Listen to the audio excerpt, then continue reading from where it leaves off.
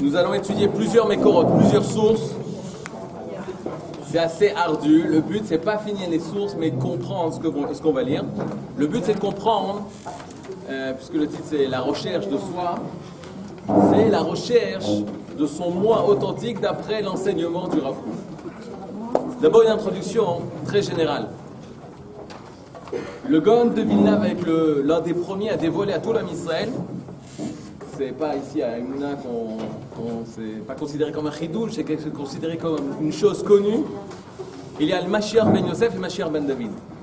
Mashiach ben Yosef, on dit que le Gaon de Vilna était Nitzot de Mashiach ben Yosef. Était une étincelle du Mashiach ben Yosef. Et quelle est l'essence du Mashiach ben Yosef? Yosef, ça vele dire les Esof. Les Esof, ça veut dire rassembler. Yosef, c'est Gematria, c'est la même Gematria que Tzion. Tzion.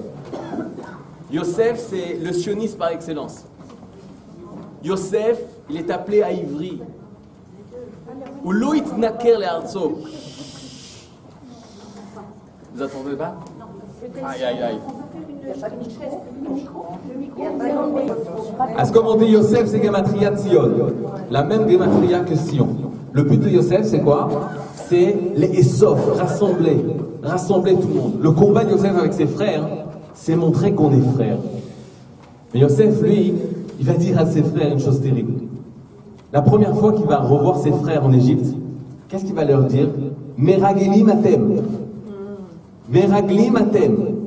Vous êtes des explorateurs. Égal, vous allez fauter dans la faute des explorateurs. Parce que Batem Lirod Ervat Haaretz, vous êtes venus voir la nudité de la terre, que la matérialité fait tomber l'homme. Et c'est exactement ce que les explorateurs vont faire. Ils vont refuser l'entrée en Eretz Israël. Et de là, la source de Tisha B'Av, du Nefab, du jeûne et de la destruction du premier, du deuxième temple, etc. Ils voient dans la terre un endroit où on tombe. Et Yosef va enseigner au monde entier qu'il n'y a pas de contradiction entre la terre, la matière, le chomer et le roi, l'esprit. Yosef, il est appelé Ish Matzliach, l'homme qui réussit, et au niveau spirituel et au niveau matériel. Lorsqu'on retourne en Eretz Israël, il y a deux Mashiach, deux étapes. Mashiach ben Yosef, retourner en Eretz Israël, reconstruire le pays, reconstruire une force politique, reconstruire une économie, reconstruire un État. 2000 ans, on était 100. Et maintenant, on est avec. Pendant la première partie, c'est comme un être qui se réveille après 2000 ans de léthargie, de coma. Les forces physiques, elles sont faibles. Et elles commencent à se réveiller. Il appelle ça, le Rav Kook, Ayekitsa, l'éveil. Éveil après 500 ans, 1000 ans, 1500 ans, 2000 ans de galoute. Le corps a du mal à se réveiller, mais il y a un éveil.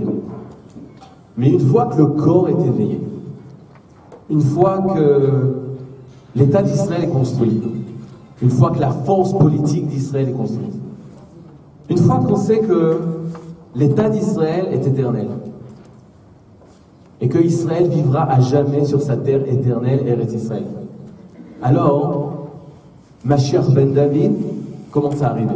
C'est quoi Mashiach ben David? C'est Yehuda. Yehuda, lorsqu'il va descendre en Galoute, la première des choses qu'il fait, construire des bâtés midrashot, construire des yeshivot, construire des bâtés dini, construire des endroits où on va étudier la Torah. Parce que Yehuda, parce que David Ameler, c'est emmener la Shrina, la Kedusha, le Beth Amikdash au sein de l'État d'Israël.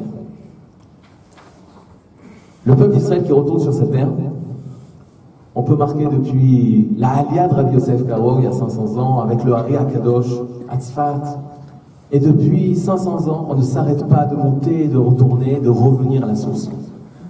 Mashiach ben Yosef. Mashiach ben David, c'est se poser la question, mais pourquoi nous sommes revenus? Le pourquoi nous sommes là. Je pense qu'en Eretz Israël aujourd'hui, tout le monde est conscient que ce sont les questions du moment.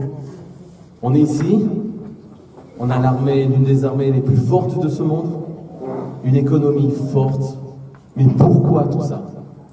Quel est le but de tout ça? Ces questions qu'on a mises de côté pendant les 500 dernières années, au niveau de la Hanaga, au niveau de la direction, des gens qui ont pris sur eux, qui ont pris la main de la construction de l'État d'Israël, aujourd'hui ce cri dans tout ce qu'on voit. Il n'y a pas un endroit où tout est remis en question. Mais pourquoi? Question de l'identité, question de quel est notre but ici? Qui sommes-nous? Et c'est pour ça que je pense que Davka, dans cette période de Ben Hametzarim, Davka, dans cette période de la faute des Meraglim, Davka, dans la période de la faute du premier et du second temple, se poser les questions à la recherche de soi, c'est ce qu'Akadosh Baruch Hu nous demande. Et je pense aussi une chose très très simple, que toutes les personnes qui sont ici et qui ont quitté le pays où ils sont nés, pour la plupart, la grande majorité, de passer à Tzion, de monter à Sion. Excusez-moi, votre voix résonne et par contre, je ne comprends pas bien. Ok, mais je ne sais pas quelle distance. Là, toutes les personnes qui ont fait leur alia, il est clair qu'ils ont voulu monter à Tzion. Mais le deuxième Mashiach, la Tnoua, le mouvement, c'est pas le mouvement de la Tzionou, dit le Rav Kook. C'est le mouvement de la Yerushalmiyut. Pas vers Sion, vers Yerushalayim, vers Jérusalem. Vers Jérusalem, c'est retourner vers le pourquoi, vers l'essence. Il y a plus de 120 ans, le Rav Kook voulait former un nouveau mouvement. Déjà, alors que l'État d'Israël n'existait même pas. Le mouvement sioniste existait, et lui voulait monter le mouvement de Jérusalem. Degel Yerushalayim, il appelait son mouvement, le drapeau de Jérusalem. Le drapeau, c'est là où on veut arriver. Le drapeau, il nous montre, il est hissé vers le haut, parce que c'est ça le but. Yerushalayim, c'est la question. Pour les Goïms, c'est très clair. Que Yerushalayim, c'est le problème. C'est ce qu'on veut. Mais pour nous, le peuple d'Israël, c'est encore beaucoup de questions. Il y a quelques jours, j'étais au Kotel, ils ont fait de nouvelles raffirotes, vous avez vu, un nouveau centre archéologique en face le Kotel, qui avait des groupes de soldats, 2 falafel, 3 falafel, des mefagdim, des ktsinim. Parce que si nos ktsinim, ils ne savent pas qu'est-ce qu'on fait ici à Yerushalayim, alors très rapidement on a vu qu'on ne sait pas qu'est-ce qu'on fait à Tzion. Parce que Tzion c'est un point, Tzion. Yerushalayim, c'est l'âme qui se réveille à travers ce point. Et tout ça, c'est Ben Hametzarim. Tout ça, c'est ce qu'Akadosh Baruch Hu veut comprendre dans Ben Hametzarim. On va voir tout de suite dans la Mikvot. Lorsqu'on arrive à Tisha B'Av, le Shabbat qui précède Tisha B'Av, c'est le Shabbat Chazon.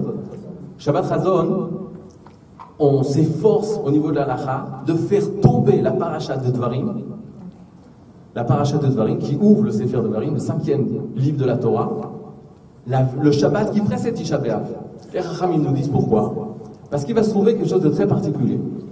On a dans la Haftara, on a dans le livre de Echa qu'on va lire à Tisha B'Av, le premier mot de livre d'alimentation qui commence par le mot Echa. Regardez ici, vous l'avez au numéro 1 dans le Mekorot.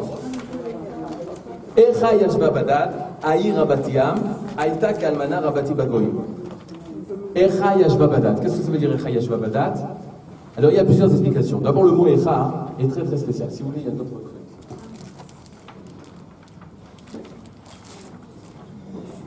Echa yashva badad. Echa, certains commentateurs disent Echa vient du mot Er, comment. Et si Echa veut dire comment, cela voudrait dire Echa yashva badad. Comment elle s'est assise, elle s'est installée seule, la ville où il y avait énormément de population. On parle de Jérusalem. Et Yirmiyahu, il pleure sur la destruction de Yerushalayim. Il dit comment on est arrivé à ça? Comment on a pu arriver à ça? Echa yashva badad. D'autres commentateurs disent non, Echa ne vient pas du mot Echa c'est un cri. C'est le cri de souffrance, de lamentation d'une complainte de Yirmiya pour la destruction de Yerushalayim. Echa Maintenant pourquoi on lit Echa? Parce que c'est Yirmiyahu qui a écrit sur la destruction de Yerushalayim. C'est ce qu'on va lire le soir du Tisha B'Av et la journée de Tisha B'Av. Mais il y a un remez avec une allusion avec la paracha de Dvarim. La paracha de Dvarim, Moshe Rabbeinu, on se trouve presque un an, presque quelques mois avant la rentrée en Eretz Israël. Et là, Moshe Rabbeinu commence à parler au Ham Israël, à la nouvelle génération qui n'ont pas voté dans les Chet HaMeraglim, dans la faute des explorateurs, et sont prêts à rentrer en Eretz Israël pour construire l'État d'Israël. Et là-bas, il va dire la phrase suivante. Regardez le numéro 2. Ele Advarim Asher Diber Moshe El Kol Israël. Le Sefer Dvarim, c'est les paroles de Moshe à tout Israël. Et dans sa tira, il va commencer à parler contre l'homme Israël, mais de manière en allusion. Il va dire la chose suivante. Echa Esa Levadi Tarchem Wasechem Verifrem. Comment? Echa, comment? Esa Levadi, moi, Moshe, je pourrais porter tout seul vos disputes, vos querelles, vos problèmes. Et là, on trouve le même mot, Echa. Et donc, il y a un appel à ce que Moshe Rabbeinu a dit au Ham Israël, les Tochechot, les remontrances qu'il a fait au Ham Israël, en disant Echa. Et Yirmiyahu, quand il va, le prophète Jérémie, lorsqu'il va prophétiser sur la destruction de Jérusalem, il va utiliser le même mot, Echa. Donc, on va dire que Yirmiyahu et Moshe, ils vont utiliser le même mot. C'est quand même bizarre. Est-ce que ce sont les seuls qui ont utilisé ce mot? Non, on dirait que le premier, c'est beaucoup plus tôt que ça. Le premier qui a utilisé ce mot, c'est Akadosh Baruch Hu. Mais de manière allusionnaire, en remez. Il va utiliser les mêmes lettres. Echa, si on change les voyelles, et on a le droit de changer, parce qu'on sait que les lettres, dans la Torah, c'est comme des éléments organiques. Et chaque élément organique a sa force en soi. La lettre va donner une déviation de ces lettres et une connotation différente. Mais les lettres restent. Et les lettres, Echa, ce sont les mêmes lettres que Ayeka.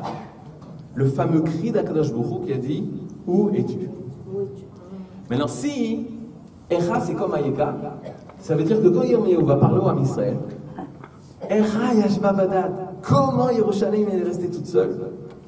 Elle est restée détruite, seule, plus personne vient voir Yerushalayim, alors qu'elle était remplie de toute la population d'Israël et des nations. En fait, c'est un cri d'Akadosh Baruch Hu. Akadosh Baruch Hu, il crie à Yerushalayim, Ayeka, où es-tu Yerushalayim? Comme Moshe Rabbeinu a crié à toute la génération qu'elle est rentrée en Eretz Israël. Tu as le droit de rentrer en Eretz Israël, mais fais attention. On est sorti du Gan Eden. Pourquoi? Parce qu'Akadosh Baruch Hu avait crié Ayeka et on ne savait pas quoi répondre. Akadosh Baruch Hu avait crié à Adam Rishon, où es-tu? Adam Rishon, il ne savait pas du tout quoi répondre. Avant de rentrer en Eretz Israël, Moshe écrit au Ham Israël, Echa, en remez, Ayeka, où es-tu? Si on ne sait pas répondre à cette question, Adam Rishon a quitté le Gan Eden, et nous, on n'a pas le droit de rentrer en Eretz Israël. Et donc nous, on va essayer de comprendre qu'est-ce que ça veut dire ce cri Ayeka. Pour comprendre le cri Ayeka, il faut revenir à Bereshit. Alors regarde, on est au Makor numéro 5.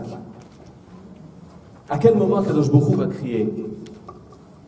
La femme, Aïcha, elle s'appelle Bachava. Aïch, qui a deux noms, Ish et Adam, vont fauter et vont aller à l'encontre de la volonté d'Akadosh Baruch Hu de manger de l'arbre Etzadat Torah, l'arbre de la connaissance du bien et du mal. Et là, le pasouk, au numéro 5, le pasouk Chetz. Vaishmeu et kol Hashem et kol Adonai Elohim. Et ils ont entendu, l'homme et la femme, la voix de Adonai Elohim. Hashem Elohim, Hashem, c'est la relation que nous avons avec le divin de la manière miséricordieuse, c'est-à-dire de la manière de la rachamim, avec la miséricorde, le lien qu'on a avec Hashem de manière rachamim. Et Elohim, c'est la relation qu'on a avec Akadosh Baruch Hu de la manière digne, rigueur, midat hadin. Ils ont entendu la voix d'Hashem Elohim. Mitaler Bagan, les rois Hayom. Mitaler, faites attention, c'est pas Oler, c'est Mitaler. C'est quoi Mitaler? C'est se promener. En général, quand tu marches, tu as un but. Le but, c'est quoi? C'est d'arriver à Yerushalayim. Tu marches vers Yerushalayim, ton but, c'est d'arriver à Yerushalayim. Si on peut éviter la marche et d'arriver directement à Yerushalayim, c'est beaucoup plus simple. Mais Mitaler, c'est une personne qui se promène. La marche est le but. On était dans un niveau spirituel où Akadosh Baruch Hu Mitaler Bagan. C'est comme si on était arrivé au but. Il y avait On est arrivé, on n'a pas besoin d'arriver à un but. On est ici dans le but au Gan Eden. Hachem est nous. Et là, Hachem se promène. Les rois, les rois Hayom. Roi Hayom, le jour, tout est clair. Les choses sont claires. Du côté d'Hachem, tout est clair. On n'est pas dans la nuit, on n'est pas dans l'obscurité. Les choses sont Behor Hayom, à la lumière du jour. Mais lorsque Ish ve'Isha ont entendu la parole d'Akadosh Baruch Hu, alors regardez qu'est-ce que dit le pasuk. Vayitrabe ha'adam ve'ishto. C'est alors que Adam et sa femme, Vayitrabe, ils se sont cachés. Vayitrabe, c'est un singulier alors qu'on parle de deux personnes. Alors c'est un langage de la Torah. Lorsqu'un mot, un verbe est placé au singulier, alors que le sujet, on parle de deux personnes, il y a une personne essentielle et une personne secondaire. On voit souvent par Vayavo, Moshe et Aaron. Vaya aussi, il est venu, mais Moshe et Aaron, c'est deux sujets. Alors Rashi, à chaque fois, il dit, Moshe, c'est la personne essentielle, et Aaron, il s'est rajouté avec Moshe. D'après cette explication, Vayitrabe Adam Ishto. Qui a voulu se cacher le premier? Adam. Ça, quand dirait que la femme n'était pas prête à se cacher. Mais lui, il est allé se cacher, la femme a suivi son mari. Mipne Adonai Elohim, à cause de Adonai Elohim.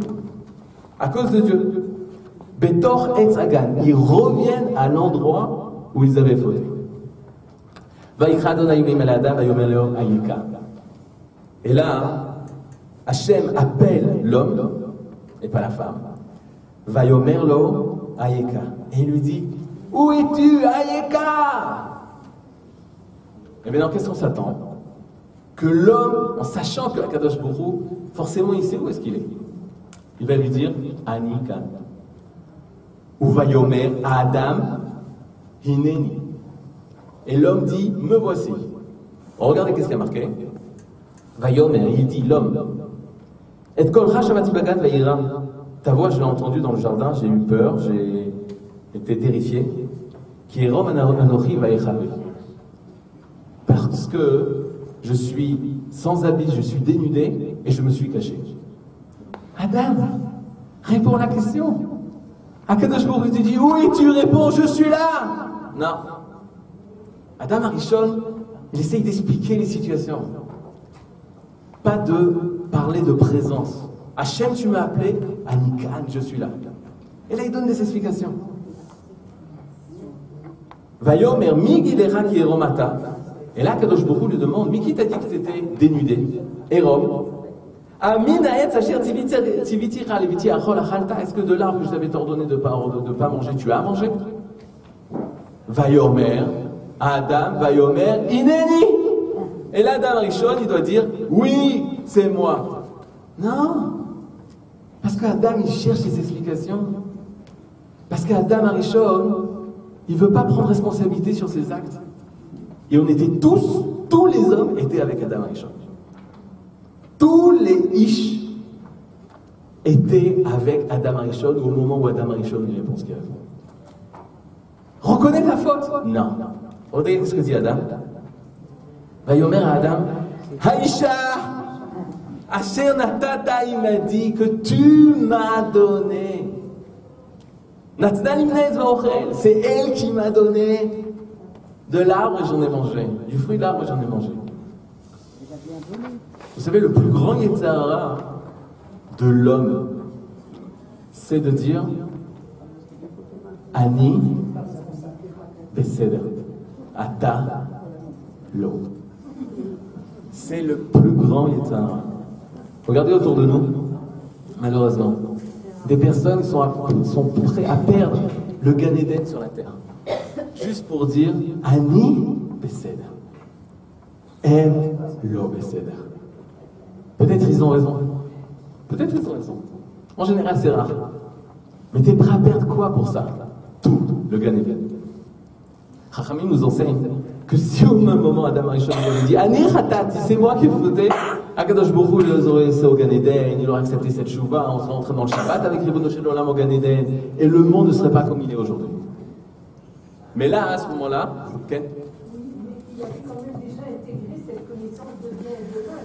On a du mal à imaginer Adam après avoir consommé l'arbre. Pour nous, on a du mal. Pour revenir sur la question, non, Pour revenir, la question c'est comment Adam Rishon, qui a goûté l'arbre de connaissance du bien et du mal, il peut reconnaître ses fautes. Ben voilà, justement. S'il a reconnu, s'il connaît le bien et le mal, il doit savoir que le meilleur des biens, c'est pas Annie, c'est pas moi. C'est justement la meilleure des choses qu'il peut, c'est prendre responsabilité de ses erreurs. Ça, c'est le tov. Mais souvent, on a l'impression que Etzadat Tovara, c'est justement qu'est-ce qui est tov li. Etzadat Tovara, dit le Rambam dans Moed Nevuchim, c'est pas Emet Vesheker, la vérité et le mensonge. Avant d'avoir goûté Etzadat Tovara, Adam Rishon, il connaissait que, est-ce que c'est le Emet, est-ce que c'est la vérité, ou est-ce que c'est le Sheker, est-ce que c'est le mensonge. Et quand il a goûté Etzadat Tovara, il a goûté Tovli. Puis Tom, il a commencé à apparaître et à sentir qu'il existait, qu'il avait une existence à lui, tellement forte que lui, il est au merkaz de tout, il est au centre de tout. Et Hachem, ou Hachem. Hachem avec He, il est Hachem avec Aleph. Parce que Ani Beseder, c'est une des forces très très fortes en l'homme. Pourquoi? Parce que ça prouve qu'il existe. Imaginez une personne, à chaque fois il disait non, c'est vous qui avez raison, non, moi je suis nul, moi j'existe pas, moi j'ai pas de nid, ça serait terrible. Là il y a un passage qui bat obligatoire, presque obligatoire de sentir justement ce Ani. La question c'est de savoir quand est-ce que dire Ani, quand est-ce que Ani, la plus grande chose c'est Ani Khatati. Ani Khatati, de prendre responsabilité sur ses actes. Maintenant, on continue. Qu'est-ce qui s'est passé juste après? Vayomer Adonai Elohim la Isha Mazot Asit. Là maintenant je me tourne du côté des femmes. Et on va voir, Hachem il se tourne vers la femme, il dit Maasit, qu'est-ce que tu as fait? Maintenant qu'est-ce qu'on dit à Isha? À la Isha on lui dit, s'il te plaît, tu peux sauver le monde. S'il te plaît, n'essaye pas une seule seconde de ressembler au Ish. N'essaye pas de copier l'homme. Regarde qu'est-ce qu'il a dit. À cause de lui, on est sorti du Gan Eden. À cause de lui, Akadosh Baruch Hu, il voit qu'on ne prend pas de responsabilité. Surtout, n'essaye pas de vouloir lui ressembler. Alors, on venait voir si elle a écouté notre conseil. Va tomer Aïcha Anachash. Et là, la femme a répondu le serpent. Anachash. Akadosh Baruch Hu a compris qu'on est arrivé à une situation tellement grave que l'humanité n'est pas prête à recevoir responsabilité de ses actes. Kafoui Tova, Rashi ramène que l'homme était Kafoui Tova, c'est-à-dire qu'il avait un manque de reconnaissance envers Hachem, la femme que tu m'as donnée, la femme envers les êtres qui étaient autour d'elle, etc. Personne ne peut prendre responsabilité. Il y a un grand Adbour qui voulait expliquer une fois comment c'est possible. Qu'est-ce que ça veut dire ce fameux Ayeka? Ayeka, Akadosh Baruch Hu, et tu, il nous cherche, etc. Et il a dit à ses chassidim, vous voulez un petit peu sentir ce que Akadosh Baruch Hu a ressenti? Il a dit une chose magnifique. Il dit, pour sentir ça, pour essayer de sentir la souffrance de la Shrina, alors écoutez, imaginez-vous un enfant qui avec tous ses camarades, Shimon avec tous ses amis, il joue au Marboïm, il joue au cache-cache. À un moment donné, c'est à Shimon de compter. Lorsque Shimon se met à compter, il compte 1, 2, 10, 20, 30, 40, 100. Et à 100, il commence à chercher. Et il cherche. Et il crie, où vous êtes? Où vous êtes? 1 heure, 2 heures, 3 heures, il cherche, il ne trouve personne. Vous savez pourquoi il ne trouve personne? Parce que ses amis, ils ont arrêté de jouer. Ça fait bien longtemps qu'ils sont rentrés chez eux. Et ils ont laissé Shimon tout seul, en train de les chercher. Qu'est-ce qu'il dit le Hadmour? Souvent, on a l'impression que nous, on cherche Akadosh Baruch Hu. Où il est Akadosh Baruch Hu? Où il était Akadosh Baruch Hu là? Où il était Akadosh Baruch Hu là? C'est Akadosh Baruch Hu qui nous cherche. Mais nous, des fois, on a arrêté de jouer. On a arrêté de jouer la vraie vie. Parce que dans la vraie vie, c'est Hachem qui nous cherche, pas nous qui devons chercher Akadosh Baruch Hu. Ayeka, c'est un cri qu'Akadosh Baruch Hu tout le temps appelle et crie. Mais il faut savoir donner la réponse. Le problème, vous savez quoi? C'est que personne n'a pu donner cette réponse. Adam Arishon a attendu, Akadosh Baruch Hu a attendu 10 générations. Est arrivé un tzaddik noir. Et il espérait que ce tzaddik allait répondre à la question Ayeka, où es-tu? Non. Mais c'est seulement lorsque Abraham Avinu est arrivé. Et lorsqu'il lui a dit enfin, Vayomer Abraham, Vayomer Hineni. Le premier qui a répondu à l'appel divin de où es-tu? Je suis là. c'est Avraham Avinu. Lorsque Akadosh Baruch Hu a vu que Avraham Avinu était capable d'être Tovet, une adresse, pour répondre à l'appel divin de où est-ce que tu es, Ayeka, et là il est capable de dire je suis là, alors il a décidé de contracter la bride avec Avraham Avinu. Et donc depuis Avraham Avinu a commencé l'histoire d'Israël, qui sont ceux qui ont répondu les premiers au Ayeka divin. Et c'est pour ça que nous, lorsqu'on nous parle, et la question la plus profonde, la plus terrible, c'est Echa ou Ayeka. Echa Yashva Badad, Moshe Echa Esa Levadi, qui fait référence au Ayeka de Kadosh Baruch Hu. On va rentrer dans la Piska du Rav Kook, une Piska très très difficile. Malheureusement, je ne peux pas tout expliquer parce que je ne comprends pas tout. On va comprendre juste le pshat. C'est dans Orot HaKodesh, c'est écrit que le Rav David Cohen Nazir Cohen, qui était un grand élève du Rav Avraham Yitzhak Cohen Kook, qui a écrit ces cours-là, qui ont été relus par le Rav, et on rentre doucement. Il commence la Piska au numéro 6. Ve'ani betoch hagola. Il reprend les 3 premiers mots, c'est un pasouk. C'est les premiers mots du prophète Yecheskel. Yecheskel, lui, il est parti en Galoute, en Bavel. Il y a une ville en Bavel qui s'appelle Tel Aviv. Ne tombez pas de vos chaises. Tel Aviv, c'est une ville en Bavel. Et Yecheskel va être là-bas. Et d'après certains historiens, c'est là où Yecheskel, dans la ville de Tel Aviv, va construire la première Beth Knesset. Dans cette Galoute de Tel Aviv, dans cette Galoute de Bavel, avec le prophète Yecheskel commence, alors que Yecheskel c'est lui, c'est un Merkava qui voit le carotte divin, les choses les plus profondes de la névoie, de la prophétie. Il va commencer sa prophétie en disant Va'ani betor hagola. Qu'est-ce que ça veut dire Va'ani betor hagola? C'est pas je suis dans l'exil, à l'intérieur de l'exil. Et les sages vont nous dire c'est pas juste une description de où est-ce qu'il se trouve. Je suis pas en Eretz Israël, je suis pas à Yerushalayim, je suis en exil, je suis en Gola. Et là, le Rav prend cette phrase pour dire que le Ani, le moi de l'être, il est en exil. Quand le peuple d'Israël est en exil, quand le peuple d'Israël n'est pas sur sa terre, c'est pas juste un changement au niveau climatique, géographique, mais c'est un changement au niveau de l'essence. Que mon moi est en galoute, mon moi est en exil. Je ne peux pas être moi si je ne suis pas sur ma terre. Et le Rav nous dit, Ani apnimi atzmi, le moi profond, atzmi et authentique. Chez la yachid et chez la tzibou, que ce soit au niveau de l'individu, au niveau du collectif, du peuple, eno mitgale betor yuto, ne peut se dévoiler à l'intérieur de l'être, c'est-à-dire de quelle manière je peux arriver à mon moi authentique.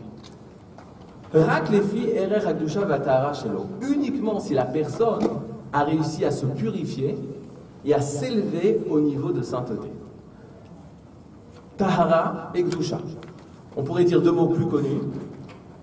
Tahara, ça va être la pureté au niveau des midot. Il a construit cette personnalité, une personnalité divine. Et cette personnalité divine, cette personnalité qui a les valeurs divines, est capable de dévoiler quelque chose de beaucoup plus haut, la Gdusha, la sainteté, à travers les mitzvot, à travers l'étude de la Torah, dans le comportement des actes. Donc une personne qui veut véritablement dévoiler son moi, son ani, alors il va devoir s'attacher, faire tout un travail de pureté, tahara, et Gdusha, de sainteté. Et là le Rav va dire une chose très profonde qu'on ne va pas expliquer, mais la Neshama, notre Neshama va comprendre. Les fierech hadvura eliona, avec la puissance que le divin a, la force que Akadosh Baruch Hu a la possibilité d'apparaître dans ce monde très limité. Sachez que dans le Rav Kook, souvent la première phrase, c'est une seule et même phrase, la première phrase c'est le titre de ce qu'il va traiter. Et les gens lisent la première phrase, ne comprennent rien, et ils ferment le livre. Alors que toute la piska, tout le texte, c'est pour expliquer la première phrase. Alors moi je vous conseille, on va lire le texte, on va un peu mieux comprendre que la première phrase, et ensuite, à votre temps qui n'est pas perdu, vous relirez la première phrase et vous comprendrez des choses très profondes. Alors on y va, vous avez la possibilité de poser des questions. C'est-à-dire que ça va commencer un peu... sinon ça va être très dur. Chatanu ma voté. Et là le Rav Kook nous dit, il recommence à zéro. Nous avons fauté avec nos pères. Chet Adam Arishon. La faute de Adam Arishon. Shenit Naker Leatzmiuto. Qu'est-ce que ça veut dire Shenit Naker Leatzmiuto? Nechar, ça veut dire étranger. Nit Naker, il s'est mis dans une situation étrangère, Leatzmiuto, par rapport à son essence. C'est-à-dire, il est clair qu'une personne qui va fauter, Chet, l'arto, on retrouve ça en ivri dans le mot le'arti, et tamatara, c'est rater sa cible. Chet, on pourrait traduire par des actes manqués. C'est-à-dire, c'est un acte, mais manqué. C'est un acte. Mais par rapport à nous, c'est quelque chose qui est manqué. On a manqué le but. On a raté notre but. C'est un chet. Faites très attention, chet, c'est pas comme péché, c'est pas comme pécha. Un péché, dans le monde notri, ils ont traduit toutes les fautes par péché, etc. Pécha, c'est encore beaucoup plus grave que ça. Chet, c'est un acte que tu voulais faire, et tu pensais qu'il était bon, et c'est avéré mauvais. Qui n'est pas pour le but que tu voulais atteindre. Et donc, le Rav Kook nous dit, sachez, que Adam Arishon, lorsqu'il a fauté, en allant à l'encontre de la volonté divine, lorsque Akadosh Baruch Hu lui avait interdit de prendre l'arbre de la connaissance du bien et du mal, alors en fait, c'était pas une faute envers Dieu, contre Dieu. C'était une faute envers lui-même, envers son ani, envers son moi authentique. Vous connaissez certaines personnes, des fois, il y a une phrase en français, on dit qu'une personne est en colère, on dit il est hors de lui. Mais c'est bidou. Une personne qui est en colère, il n'est plus lui. Ou une personne qui fait un acte n'est pas du tout en accord avec son âme. Alors toutes les personnes sont autour de lui, ils rigolent et disent c'est pas toi là. Mais c'est exactement ça. La faute, c'est pas nous. C'est pas notre ani. C'est pas notre moi authentique du Rav Kook. Donc une faute, c'est pas fauter contre un code qui est écrit par Akadosh Baruch Hu. C'est fauter parce que Akadosh Baruch Hu a mis sa volonté en moi. Et si moi je ne suis pas en accord avec sa volonté qui est moi, alors il y a un manque. Et le Rav Kook va nous l'expliquer doucement. Shepana ledato shel nachash. Qu'est-ce qu'il a écouté? Il a écouté une chose qui était à l'extérieur de lui. Rabbi Chaim de Volojim, dans Nefesh HaChaim, va dire, vous savez, c'était quoi la différence avant Chet Adam Arishon et après? Avant Chet Adam Arishon, l'autre côté où les choses qui ne sont pas nous étaient à l'extérieur de nous, le nachash était à l'extérieur de nous. Mais aujourd'hui, lorsqu'une personne faute, lorsqu'on faute, c'est à l'intérieur de nous. Et c'est comme ça qu'il explique Et Sadat Tovara. Da'at, c'est le chibou. Avant, le ra était à l'extérieur de nous, il n'était pas mélangé avec le tov. Alors que maintenant, le tov, Et Sadat, Da'at, ça veut dire connaître dans le sens d'être attaché à. V'adam yada et travail tov. Il s'est lié à. Adam, il s'est lié avec Chava, c'est sous le langage de la Da'at. Et Sadat Tovara, ça veut dire quoi? Que le bien et le mal se sont mélangés. Et aujourd'hui, dit le Rabbi Chaim de Volojim, tu ne peux pas trouver un tzaddik qui va faire que du bien. Forcément, il y aura un peu de mal, parce qu'il a une difficulté à faire une différence entre le bien et le mal. Alors qu'à l'époque, le mal était à l'extérieur de lui. Et donc le Rav Kook récupère ça. Et qu'est-ce qu'il dit? Il dit pourquoi il est allé à l'encontre de son ani? Parce qu'il a écouté Da'ato Shel Nachash. Il a écouté la volonté du Nachash, de ce Nachash qui était à l'extérieur de lui. Donc il a pris une chose qui était zar, qui était étrangère à lui, et il a réalisé à l'intérieur de lui. Donc forcément, il est allé à l'encontre de son moi. Oui. Est-ce que le mal est à l'extérieur? C'est pas plutôt le discernement du bien et du mal qui est à l'extérieur de nous, qui était clair? Le discernement entre le bien et le mal était à l'extérieur. Non, le mal et le bien, il y avait le bien, l'homme était que tov, et le mal était à l'extérieur. Le nachash, qu'est-ce que dit le midrash? Anachash, ou yetzara, ou malachamavet. Donc le mal, la possibilité de l'autre côté. Comment on dit en français? Il faut me chercher. Si quelqu'un me trouve ça, je serai très heureux. Le diable, ça vient du mot kaniré. C'est moi qui dis, il faut chercher. Du mot double. Parce que dans la Kabbalah, on dit le mal, c'est sitra acha, l'autre côté. C'est moi, mais l'autre côté. C'est là? Donc ça, c'était quelque chose qui est à l'extérieur de nous. C'est-à-dire, on savait que ça, c'est le mal. Et le bien, c'était nous. Maintenant, 2 secondes. Regardez bien ce qui s'est passé. Aujourd'hui, quand je prends une décision, toutes les personnes qui prennent une décision, ils ont vérifié ça au niveau psychologique, ils sont sûrs de faire le bien. Ils ont pris, vous avez connu Al Capone, on ne s'arrêtait pas sur des personnes terribles, mais on ne va pas arriver vers les plus terribles. Al Capone, ils l'ont arrêté, ils l'ont dit, mais pourquoi tu voulais faire du mal? Il fait, moi je voulais faire que du bien à la société. Et regarde qu'est-ce que je suis devenu. Tout ce que je voulais, c'est faire du bien. Ils ont pris, il n'y a pas une personne qui voulait faire le mal pour le mal, et même le plus, sans citer son nom, il voulait faire du bien à l'humanité. Pourquoi? Parce que le mal est en nous. Et donc on a l'impression que même la chose qu'on a décidée, c'est pur, c'est propre. Alors ça, c'est après Chet Adam Rishon. Ne me posez pas la question, mais alors comment c'est qu'il a voulu avoir le mal? Ça c'est un autre cours. Maintenant, regardez, qu'est-ce qui est important pour le Rav Kook de dire que le mal était à l'extérieur, donc c'est pas moi.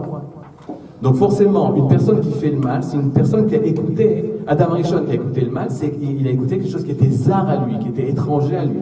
Parce que le mal était zar, était étranger. On ne peut pas interrompre. Oui.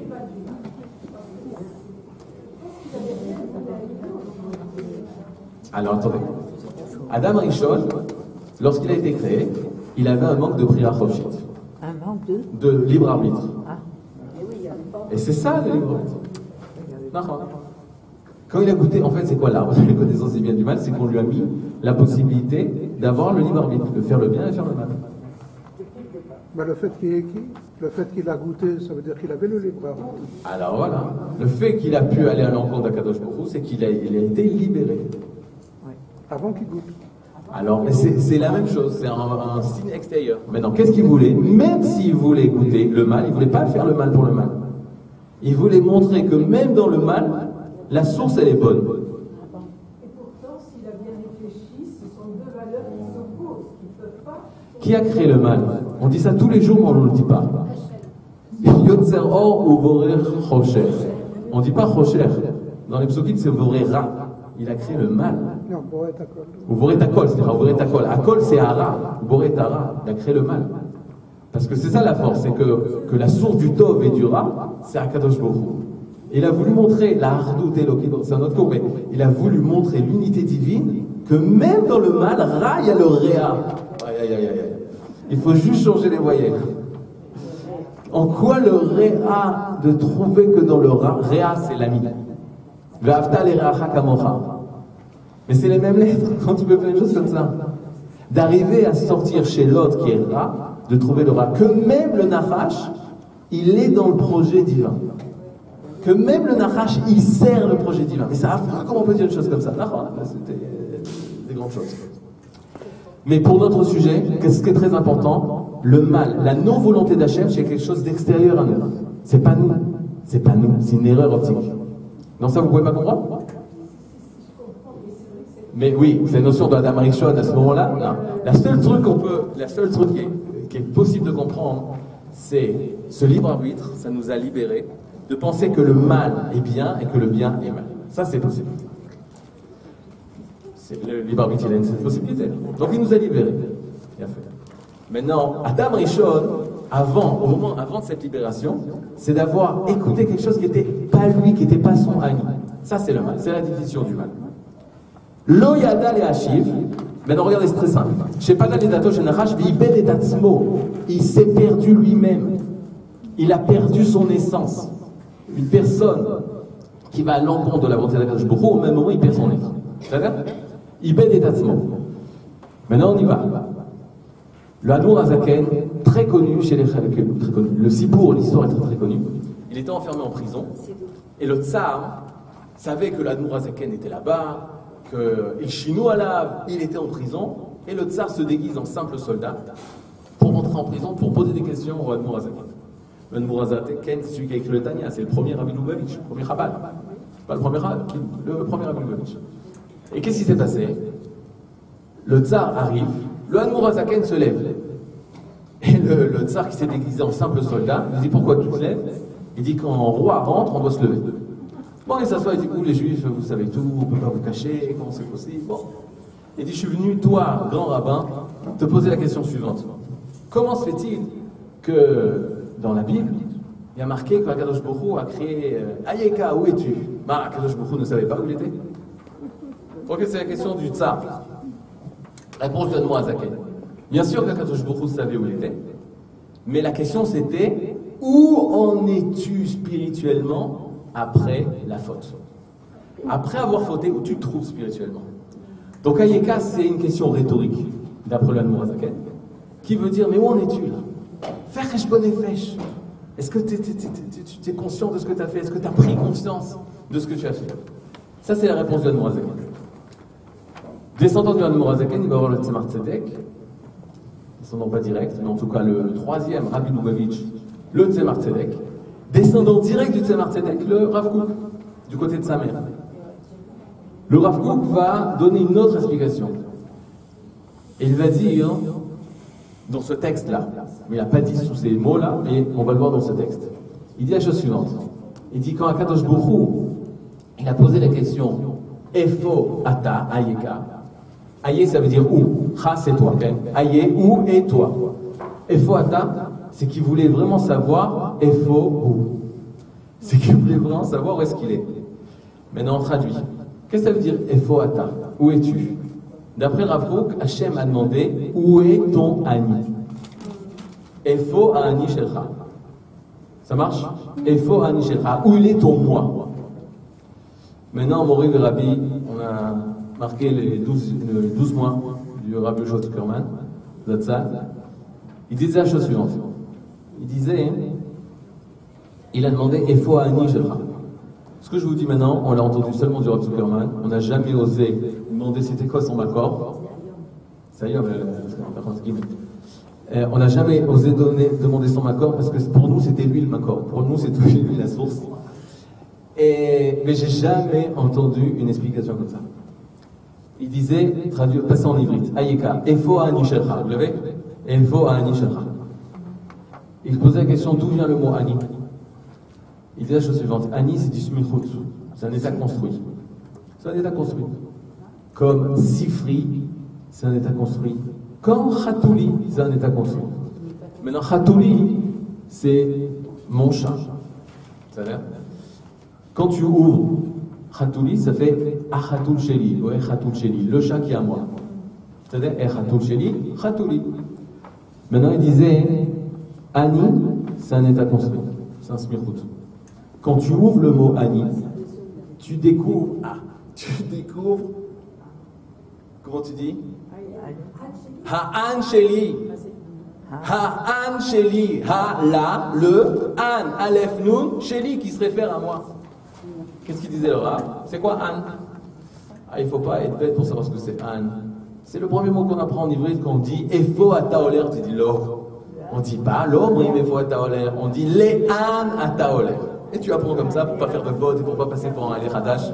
Le'an Ataoler. J'ai compris ce que ça veut dire. Pas Efo, Le'an Ataoler. An, c'est en ivrite, ça veut dire Makom. Ça veut dire endroit. Anna Eler. Vers cet endroit, Eler, j'irai. Plein dans les psukim du Tanakh. An, ça veut dire Makom. Et là, le Rav Zuckerman de dire Ani, moi, je, c'est l'endroit de lui qui se réfère à moi. L'endroit de lui qui se réfère à moi. Quand est-ce que j'ai le droit de dire Ani? C'est quand je lui fais un endroit. Quand moi je suis en droit de lui. En droit de lui, Makom chez lui. De Akadosh Baruch Hu. On laisse une place pour lui. Ken, c'est ce que le Baal Shem Tov a répondu. Le Baal Shem Tov, il a répondu à un élève. Mais où est Hachem? Il dit là où tu le laisses passer. Mais là, c'est une beaucoup plus grande étape. C'est-à-dire que mon Ani, mon moi, c'est seulement si je suis l'endroit à lequel Hachem se révèle. Sinon, j'ai perdu mon Ani. C'est le Rav Kook de la Piscale. Il faut que le Kéli soit déjà. Que moi, je sois véritablement l'endroit, comme Hachem le veut. Et la Gemara dans la Masechet Brachot dira, chez partout, chacun a un Ani différent. D'où je sais, parce que tous vos visages sont différents. Donc vos pensées sont différentes. Votre Ani, notre Ani, il est différent. Imaginez-vous un Ani qui copie ma copine Annie, Zelotov. Parce que j'ai perdu mon Annie. Et ça fait référence à l'âme quand même. Oui, ça fait référence, Bétar, à l'endroit que il est dans l'âme, il n'est pas dans le. Mais ça se dévoile dans le corps et dans tout. Oui. Bien sûr, bien sûr. C'est la partie la plus profonde qu'en moi. Mais même au niveau de la conscience, c'est ce qui va se passer. C'est est-ce que moi, quand je dis je, Ani. Ani Rotsa. Qui c'est le Ani? Un truc pas chou. En ivrite, on n'aurait plus le droit de dire Ani Rotsa Le'echol. S'il ne faut pas manger, si ce qu'on veut manger c'est pas bien, on ne doit pas dire Ani Rotsa Le'echol. On doit dire Ou Rotsa Le'echol, Anachash Rotsa Le'echol. Comme ça, il parle de chassidim. Un effet shabémid Rotsa Le'echol. Mais pas Ani. Ani, il faut faire super attention de l'utiliser. À la fin de la pisca, je vous donne le secret. Ani, Hashem Elokechem.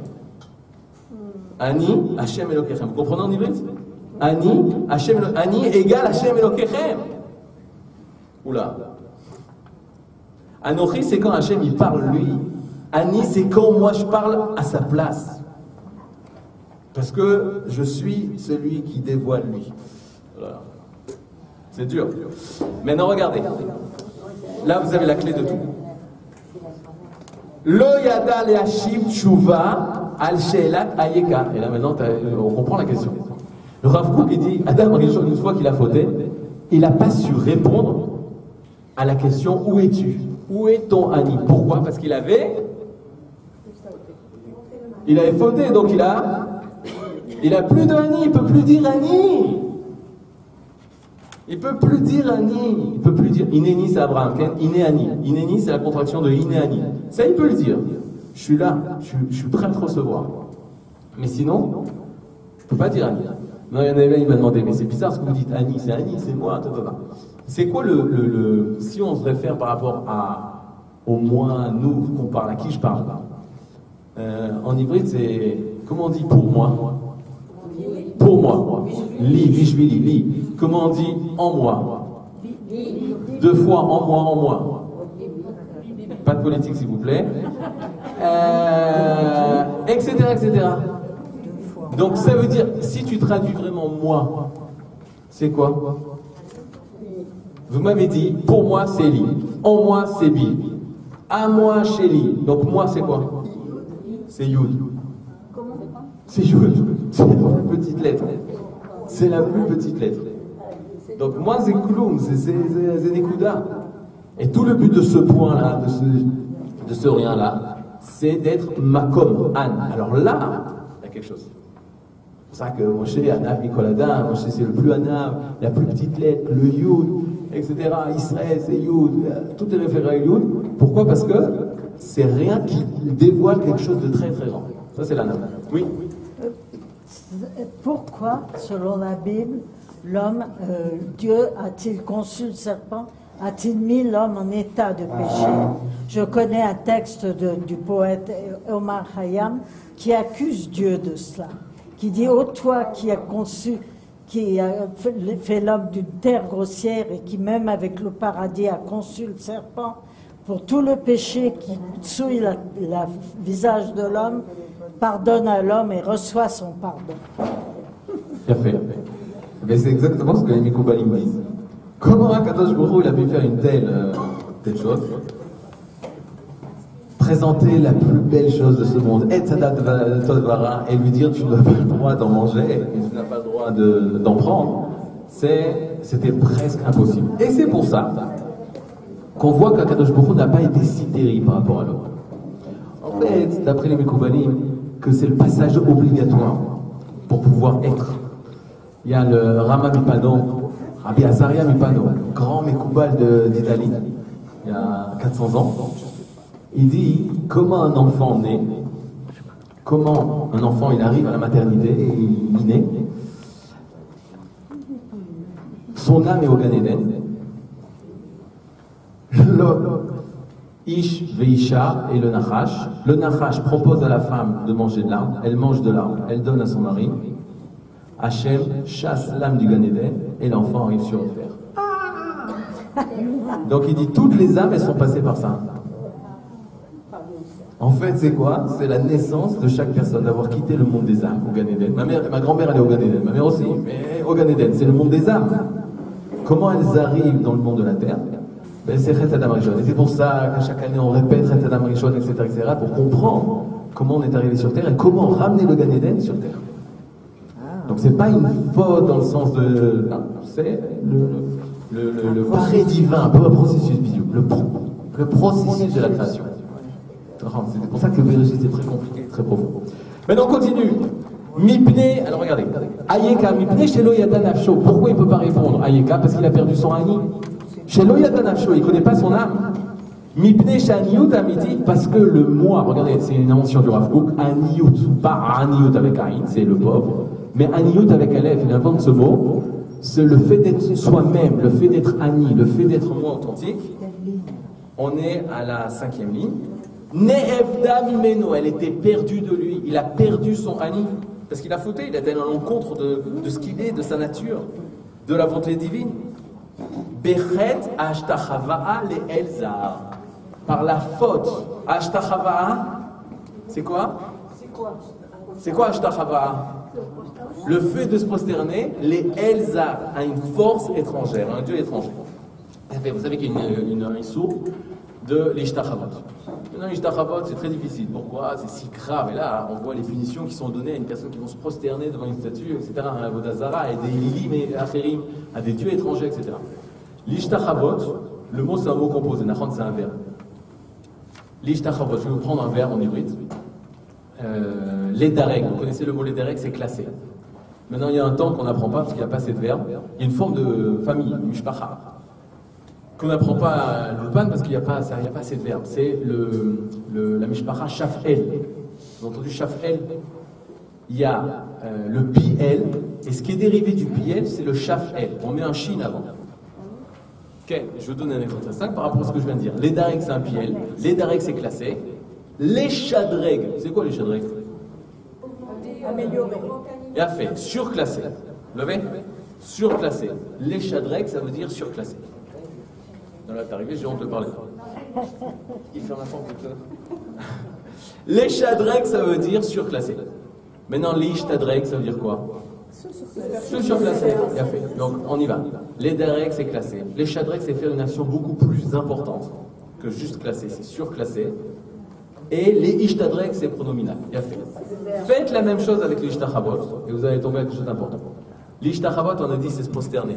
Est-ce que c'est se prosterner comme à l'époque des rois en France, etc.? Non. Les Ishtachavot, c'est beaucoup plus grave que ça. Si c'est vers le mal, si c'est vers le bien, c'est extraordinaire. Mishtachavim. Comment Mishtachavim en fait dans la Torah? Mishtachavim, c'est la Kida Kippour. C'est qu'on est entièrement par terre, les pieds et les mains étendus. Ça, c'est ce qui se passe à Kippour. La Ashtachavaya, la vraie, le fait vraiment de se prosterner. Maintenant, l'Ishtachavot. Alors on y va. L'Ishtachavot, c'est un verbe composé. L'Ishtachavot, on descend. Les Charvot, on descend. La Chavot. Maintenant, la Chavot, ça vient du mot Chava.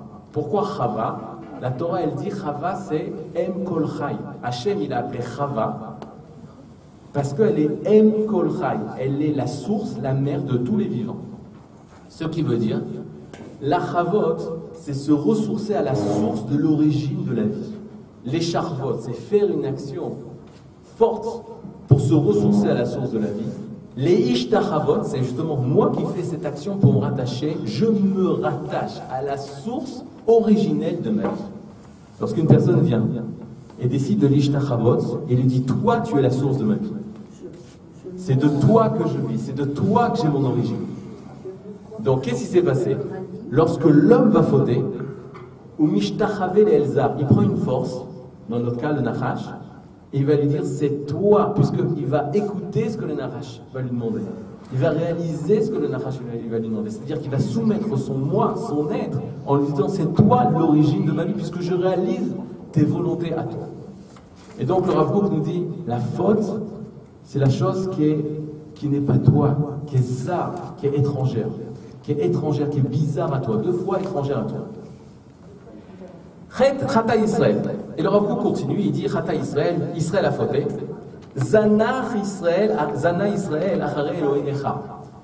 Akadosh Baruch Hu, c'est le psukim qui parle de justement que nous, on a dévié, on est sorti du chemin d'Akadosh Baruch Hu vers des dieux étrangers. Et Aniuto Atzmit Azab. Il a perdu son ani. Le peuple d'Israël, c'est pas seulement Adam Rishon, mais le peuple d'Israël, en s'attachant à des cultures étrangères, à des dieux étrangers, il a perdu son ani Israël, son moi d'Israël. Zanach Israël, Dov, Chata Haaretz, la terre aussi. C'est-à-dire, même Akadosh Baruch Hu, il a crié à Eka quand il ira à la terre aussi, elle a fauté. Elle n'a pas été ce qu'elle devait être. Ikrisha et Tatsmiuta, elle est allée à l'encontre de sa nature, de son essence. Tzimtzema etrela, et de ce fait, elle a perdu sa force intérieure. Alcha Harem Megamot Vetachlitot. Vous connaissez tous l'histoire de la faute de la terre. Elle devait sortir un arbre fruit qui donne des fruits. Elle a sorti seulement un arbre qui donne des fruits. Le Rav Kook, dans Rotat Shuvah, explique que l'arbre fruit qui donne des fruits, c'est l'arbre, ça représente les moyens, et fruit, ça représente le but. Et Akadosh Baruch Hu avait demandé que les moyens aient le goût du but, que même les moyens soient purs, que même les moyens soient honorés, que même les moyens sont bons et yachar et droits pour arriver à un but ultime. Mais non, la terre, elle voulait seulement le but. Elle voulait seulement arriver au résultat, sans prendre en considération des étapes du processus. Elle voulait, excusez-moi d'expression, Mashiach now. Mashiach pas no. Une fois j'ai écrit Mashiach no, Mashiach no. On m'a dit non, c'est now. Si tu dis no, c'est l'autom. Il faut dire now. Alors ni on dit no, ni on dit now. On dit Mashiach, c'est un processus. Kima. C'est des étapes. Nous, on n'est pas prêts avant les étapes. On veut le résultat tout de suite sans les étapes. On veut être grand sans passer par l'enfance et l'adolescence et le jeune adulte, etc. On veut tout de suite. Le résultat, ça c'est la faute de la terre. Or, la terre, elle a en elle tout ce qu'il faut. La force qu'elle a, c'est pour justement construire toutes les étapes. La force que Kadosh Baruch Hu avait donnée à la terre, c'est pour justement construire ces étapes de construction pour arriver au but. Mais elle avait une force terrible pour les étapes. Non.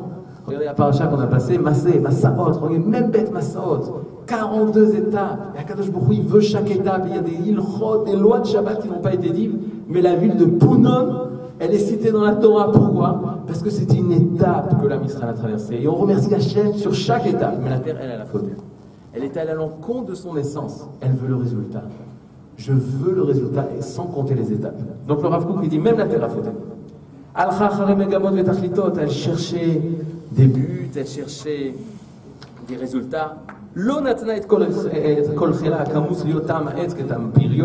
Elle n'a pas donné toute sa force pour que l'arbre ait le goût du fruit, que les moyens aient le goût du but. Nassa, elle a regardé, elle a mis ses yeux à l'extérieur d'elle-même. Elle n'a pas regardé les forces qu'il y avait en elle-même. Elle a regardé qu'est-ce qu'on attend d'elle. Vous savez? Elle a regardé qu'est-ce qui est route. On veut que je donne des fruits. Il faut donner des fruits. Elle n'a pas regardé les forces que Hachem avait mis en elle de pouvoir mettre toute sa force pour avoir des moyens pour arriver au résultat. Tout est bimachos, l'homme il est fini. C'est des visions extérieures et pas intérieures. Qu'est-ce qu'on attend de moi? Ça c'est route. Qu'est-ce que Hachem, qu'est-ce que mon véritable Ani? Ça c'est pni, ça c'est à l'intérieur. L'archov al davar goralot, des carriéreux, de penser à sa carrière, arriver, être en haut, être vu et reconnu de tous. C'est un texte d'il y a 120 ans, ouais. Kitrega yareah, même la lune, ibda silupni miuta, simchat chelka, chalmal davar adarat melachim chitzona. Elle aussi, la lune, avait dit ne peut pas avoir deux rois avec une seule couronne. Elle voulait la couronne. Elle ne voulait pas qu'on attende qu'on lui donne la couronne. Elle voulait tout de suite arriver au sommet, qu'elle soit reconnue comme reine. Et donc, elle est allée à l'encontre des forces qu'Akadosh Baruch Hu avait mis en elle, de pouvoir construire ça et d'arriver au mérite de ça. Et même toutes les étapes, personne ne la reconnaît comme reine. Lorsqu'elle arrivera à ce niveau où on la reconnaîtra comme reine, alors elle aura dévoilé véritablement ce pourquoi elle a été créée, de passer par toutes les étapes. La lutte, c'est Israël. À la fin des temps, les nations reconnaîtront Israël, on doit passer par toutes les étapes. Et le Rav nous dit, Ba'im mechanchim melumadim, viennent des mechanchim, des éducateurs, des professeurs, des personnes qui ont fait des études très très approfondies pour éduquer les chaner. Mistaklim bachitzoniut, et eux aussi tombent dans ce piège. Ils ne cherchent pas le hani, ils regardent le côté extérieur des choses. Mesirim de'agam hem inani, eux aussi ils viennent, ils ignorent le hani. Ce hani qui est Han, l'endroit à travers lequel Akadosh Baruch Hu doit se dévoiler avec une nature particulière, une volonté particulière, un trésor particulier. Eux, ils regardent le côté extérieur. Ou Mosifin Teven al Medora, ils viennent rajouter de la paille sur le feu et ils viennent entretenir cette culture extérieure.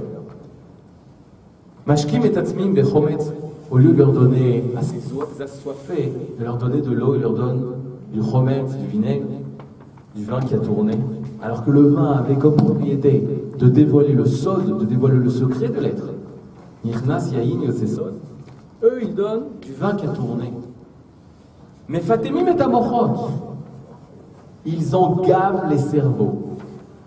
Ils font 5 yéchidotes en maths, 5 yéchidotes en physique. Et Kitsoum, on a connu ça en France, au code Koldov. On veut être comme l'Europe, avoir les mêmes résultats. Et on veut être aussi, avoir des résultats à très haut niveau de nos enfants. Mais qui sont nos enfants? On ne cherche pas à comprendre. Nous, on veut les résultats. Là, il doit arriver. Mais qui doit arriver? Qui est celui qui doit arriver? Non, on s'occupe uniquement de les fatem, d'engaver les cerveaux, de connaissances. Et les émotions, des émotions qui ne sont peut-être pas en accord avec le Hani Apnimi, avec le moi authentique, le moi intérieur de l'être, mais nous on regarde l'extérieur. Donc tout ce qui est à l'extérieur de eux, et jamais on leur parlera de eux. Et le moi de l'être, le moi, le Hani, le vrai Hani, le moi authentique, Oler va ou Mishtakeach et s'oublie. Vekevan she'en Ani, et puisque l'homme perd son moi, enhu, il n'y a pas lui. Vekal vachomer, et à plus forte raison, she'en ata, il n'y a pas de tu. Alors il y a beaucoup d'explications que je vais te donner, qui c'est où, qui c'est ata. Première explication, Hachem. Akadosh Borou. Akadosh Borou, on parle à la troisième personne, ou Akadosh Borou. Mais on a, le peuple d'Israël, une particularité qu'on peut parler avec Ata-Tu, une proximité énorme avec Hachem. Il dit, le Rav Kook, s'il n'y a pas de moi, il n'y a pas de lui, encore moins une proximité avec Hachem. Parce que comme on a dit, Ani, c'est l'endroit que je donne à lui. Alors au minimum, lui, et au maximum, Ata, mais Ata, il est tellement loin de nous, puisque je ne lui laisse pas de place. Une deuxième explication qui a été donnée, c'est par rapport à l'autre. Ben Adam Lama, comme Ben Adam Lama. Si moi je ne suis pas moi, forcément que je n'ai pas les autres, lui, et forcément que je n'ai pas Ata, les hommes proches de moi, sa femme, son mari, etc. C'est pas moi. Vous savez que souvent dans l'année, je dois voyager en France pour faire venir des jeunes à l'Yeshiva du Mahamir, pour étudier la Torah en Eretz Yisraël, etc., etc. Et je m'étais trouvé en face de plusieurs jeunes lycéens. Et les jeunes lycéens m'ont dit non, nous, ça ne nous intéresse pas du tout de venir en Israël. Je dis ah oui, pourquoi? C'est ton pays? Non, moi, Israël, c'est pour les vacances. J'ai dit qu'est-ce que vous voulez faire? Ils étaient 3-4. Ils m'ont dit nous, on veut faire médecine. Je dis quoi encore? Oui. Je dis magnifique, vous voulez sauver l'humanité, trouver des médicaments, guérir l'humain. Ah, ils éclatent de rire, ils font non, c'est pour l'argent. Ah bon? J'ai dit au moins vous êtes honnête. Et je leur ai dit, j'ai dit regardez, je vais vous prouver que vous devez tous faire une yeshiva. Je vous fais un test. Si vous ne répondez pas au test, vous êtes tous l'année prochaine au Mahamir à Joseph. Et ils m'ont dit ok, on va faire le test. Si on gagne le test, vous nous laissez tranquille. Je dis ouais, moi je repars en Yerushalayim. Et il dit ok, on fait un test. Mais la condition du test des élèves, c'est que vous ne posez pas des questions où c'est marqué dans quelle Gemara, quelle page, parce que ça on ne le sait pas. Mais faites-nous un test que si on le rate, on sera d'accord avec vous qu'on est obligé de faire une année à l'Yeshiva. Et depuis, ça m'a donné une idée de faire ça dans toutes les classes. Et malheureusement, c'est à pleurer. Pourquoi? Parce que c'est bien sûr inspiré du Rav Kook. J'ai sorti, je vous fais pas le test, rassurez-vous, c'est-à-dire, j'ai sorti des feuilles où il y avait des dessins. C'est-à-dire, je dessinais, en fait, il y avait un tableau dans le cas, donc je commence à dessiner. Je commence à dessiner une abeille. Et je commence à leur dire, regardez-moi, Mima Adi Maniba, je viens de Mars. Et moi, je connais pas ce qu'il y a sur la Terre, planète Terre. Explique-moi ce qu'il y a. C'est-à-dire, c'est ça le jeu, c'est ça les questions. Vous allez, ils ne savaient pas trop, ils hésitaient, je dis bon, d'accord. Et je commence à montrer une abeille Elle me dit, c'est une abeille. Je dis, moi, je sais pas ce que c'est une abeille. C'est un insecte qui fait du miel, qui donne du miel. Il a fait, bon, ils ont compris le jeu. Je montre une vache. Une vache, c'est un animal qui donne du lait. Je montre une clé. Une clé, c'est un morceau de fer pour ouvrir une porte. Je montre une voiture. Une voiture, c'est une automobile qui permet de passer d'un endroit à l'autre. Et etc., etc., etc. À un moment, qu'est-ce que je dessine? Un homme. Et là, silence total dans la classe. Un homme, un être humain, silence total dans la classe. Et là, je ne vais pas crier sur vous, mais d'habitude, je crie très fort. Et je dis, vous n'avez pas honte? Une vache, tu sais ce que c'est, tu sais sa fonction. Une abeille, une clé. Tu connais toutes les choses qui sont à l'extérieur de toi. Toi, tu sais pas. Et là, les personnes disent, non, mais dites-moi vous. Non. C'est toi qui dois découvrir ça. C'est toi qui dois passer par les étapes de ça. Tu veux encore une réponse extérieure à toi? Le monde s'est désespéré du Hani parce qu'ils n'ont pas la clé pour découvrir le Hani. Le seul qui est capable de découvrir son Hani, en tant que nation, c'est sûr, mais en tant qu'individu, grande statistique, c'est la même chose, c'est le Ham Israël. C'est le Ham Israël. Kadosh Baruch Hu va dire, et on finit sur ça, Anochi. Anochi, c'est le premier mot avec lequel Kadosh Baruch Hu va nous parler. La Gemara, Masechet Megillah, dira, c'est les anacrostiches de Ana, Nafshi, Katavit, Yahavit. Il a dit, moi, Ana, moi, Dieu. Le jeu d'Hachem, c'est quoi? Quand il se dévoile au peuple d'Israël, il dit, moi, mon âme, Katavit, je l'ai écrit, Yahavit, et je l'ai donné. Donné. Toute la Torah, c'est le Hani d'Hachem. Le Hani d'Hachem qui est en moi. Toute la Torah. Katavit, Yahavit. Yud. Yahavit. Yahav, ça veut dire, Hav, c'est donné en araméen. Ana, Nafshi, Katavit, Yahavit. L'exemple, il est très simple. Tu vas au grenier de ton arrière-grand-père. Tu arrives au grenier. Il y a les habits de ton arrière-grand-père. Important. Tu as les meubles. Tu as des photos. Ah, très important. Mais il y a quelque chose de plus important que tous les autres objets. C'est le journal intime de ton grand-père.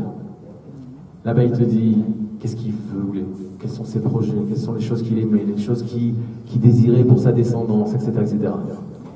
Quand tu comprends que l'âme de ton grand-père, elle se réalise à travers toi, alors son journal intime, alors il prend toute son importance. La Torah, c'est le journal intime d'Akadosh Baruch Hu qui a mis en nous.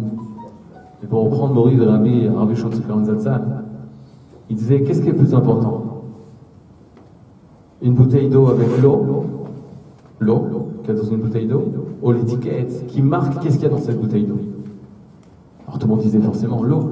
L'étiquette, ça veut dire seulement qu'est-ce qu'il y a marqué. Il avait cette rose, ce courage-là. Il se tournait vers tous les livres de Torah à la Yeshiva. Il disait, vous voyez tous ces livres? C'est rien par rapport à vous. Pourquoi? Parce que tous ces livres, ils expliquent ce qui a marqué en vous. Et grâce à ces livres-là, tu vas pouvoir devenir Hani. Tu vas pouvoir donner un Han, un Makom à lui. Parce que ces livres, ils savent beaucoup plus être toi que ce que toi, tu sais être toi-même. Alors, chez Niske Bezat Hashem, l'Ichasef va arriver à dévoiler notre Hani au niveau du Prat. Yahavit, Yud He Bet, Yud Tak. Au niveau d'individu, au niveau de notre famille, Hani de la Mishpacha. Tellement c'est important aujourd'hui, ça paraît fou. Le Hani de la Zugiout de ou Vehi, elle et lui, Hani, le Hani du couple, le Hani de la famille, le Hani de la vie, de la Keila dans laquelle on est, et le Hani du Ham Israël, jusqu'à Rabbi Shimshon, Rabbi Shimon Shkop, il disait une personne que son Hani c'est que lui, c'est un égoïste. Et les personnes, le Hani c'est la Keila, le Hani c'est la ville, le peuple et le cosmos tout entier. Ça fait référence à un texte de Rav Kook aussi, mais de dévoiler son Hani dans toutes ses splendeurs. Toda Rabba à la Rabbinite Saga et que